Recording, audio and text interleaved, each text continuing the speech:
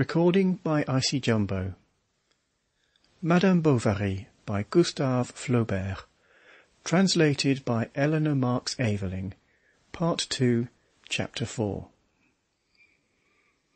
When the first cold days set in, Emma left her bedroom for the sitting-room, a long apartment with a low ceiling, in which there was on the mantelpiece a large bunch of coral spread out against the looking-glass.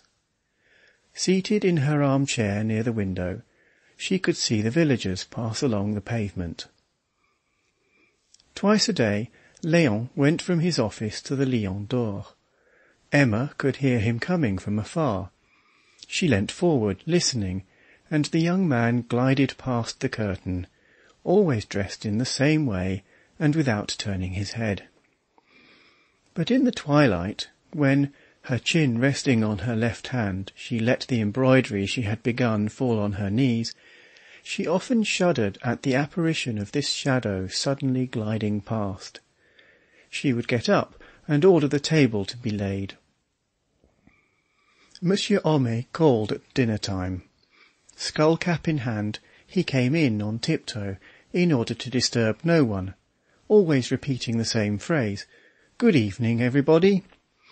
Then, when he had taken his seat at the table between the pair, he asked the doctor about his patients, and the latter consulted his as to the probability of their payment. Next they talked of what was in the paper. Homais by this hour knew it almost by heart, and he repeated it from end to end, with the reflections of the penny-a-liners, and all the stories of individual catastrophes that had occurred in France or abroad. But the subject becoming exhausted, he was not slow in throwing out some remarks on the dishes before him. Sometimes even, half rising, he delicately pointed out to Madame the tenderest morsel, or turning to the servant gave her some advice on the manipulation of stews and the hygiene of seasoning. He talked aroma, osmazome, juices and gelatine in a bewildering manner. Moreover, Homais, with his head fuller of recipes than his shop of jars, excelled in making all kinds of preserves, vinegars, and sweet liqueurs. He knew also all the latest inventions in economic stoves, together with the art of preserving cheese, and of curing sick wines. At 8 o'clock, Justin came to fetch him to shut up the shop. Then Monsieur Homais gave him a sly look, especially if Félicité was there, for he half noticed that his apprentice was fond of the doctor's house. "The young dog," he said, "is beginning to have ideas, and the devil take me if I don't believe he's in love with your servant." But a more serious fault with which he reproached Justin was his constantly listening to conversation. On Sunday, for example, one could not get him out of the dining-room, whither Madame Homais had called him to fetch the children, who were falling asleep in the armchairs, and dragging down with their backs calico chair-covers that were too large. Not many people came to these soirées at the chemist's, his scandal-mongering and political opinions having successfully alienated various respectable persons from him.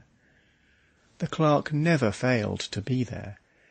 As soon as he heard the bell, he ran to meet Madame Bovary, took her shawl, and put away under the shop counter the thick list shoes that she wore over her boots when there was snow. First they played some hands at 31. Next, Monsieur Homais played écarté with Emma. Léon, behind her, gave her advice. Standing up with his hands on the back of her chair, he saw the teeth of her comb that bit into her chignon. With every movement that she made to throw her cards, the right side of her dress was drawn up. From her turned-up hair a dark colour fell over her back, and growing gradually paler, lost itself little by little into the shade. Then her dress fell on both sides of her chair, puffing out full of folds, and reached the ground. When Léon occasionally felt the sole of his boot resting on it, he drew back as if he had trodden upon someone. When the game of cards was over, the druggist and the doctor played dominoes, and Emma, changing her place, leant her elbow on the table, turning over the leaves of l'illustration. She had brought her lady's journal with her. Léon sat down near her. They looked at the engravings together, and waited for one another at the bottom of the pages. She often begged him to read her the verses. Léon declaimed them in a languid voice, to which he carefully gave a dying fall in the love passages. But the noise of the dominoes annoyed him. Monsieur Homais was strong at the game. He could beat Charles and give him a double six. Then the 300 finished, they both stretched themselves out in front of the fire, and were soon asleep. The fire was dying out in the cinders. The teapot was empty. Léon was still reading. Emma listened to him, mechanically turning around the lampshade, on the gauze of which were painted clowns in carriages, and tightrope dances with their balancing poles. Léon stopped, pointing with a gesture to his sleeping audience. Then they talked in low tones, and their conversation seemed the more sweet to them because it was unheard. Thus a kind of bond was established between them, a constant commerce of books and of romances. Monsieur Bovary, little given to jealousy, did not trouble himself about it. On his birthday he received a beautiful phrenological head, all marked with figures to the thorax, and painted blue. This was an attention of the clerk's. He showed him many others, even to doing errands for him at Rouen, and the book of a novelist having made the mania for cactuses fashionable, Léon bought some for Madame Bovary, bringing them back on his knees in the hirondelle, pricking his fingers on their hard hairs. She had a board with a balustrade fixed against her window to hold the pots. The clerk, too, had his small hanging garden. They saw each other tending their flowers at their windows. Of the windows of the village there was one yet more often occupied. For on Sundays, from morning to night, and every morning when the weather was bright, one could see at the dormer window of the garret the profile of Monsieur Binet bending over his lathe, whose monotonous humming could be heard at the Lion d'Or. One evening, on coming home, Léon found in his room a rug in velvet and wool, with leaves on a pale ground. He called Madame Homais, Monsieur Homais, Justin, the children, the cook. He spoke of it to his chief. Every one wanted to see this rug. Why did the doctor's wife give the clerk presents? It looked queer. They decided that she must be his lover.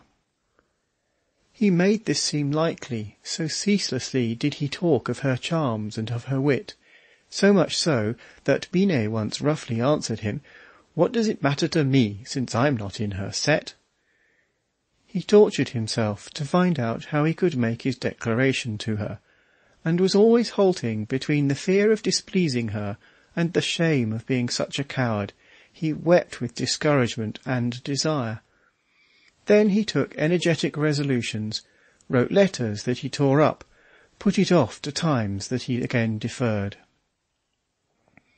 Often he set out with determination to dare all, but this resolution soon deserted him in Emma's presence. And when Charles, dropping in, invited him to jump into his chaise to go with him to see some patient in the neighbourhood, he at once accepted, bowed to Madame, and went out. Her husband, was he not something belonging to her? As to Emma, she did not ask herself whether she loved. Love, she thought, must come suddenly, with great outbursts and lightnings, a hurricane of the skies, which falls upon life, revolutionizes it, roots up the will like a leaf, and sweeps the whole heart into the abyss. She did not know that on the terrace of houses it makes lakes when the pipes are choked, and she would thus have remained in her security when she discovered a rent in the wall of it. End of Part 2, Chapter 4.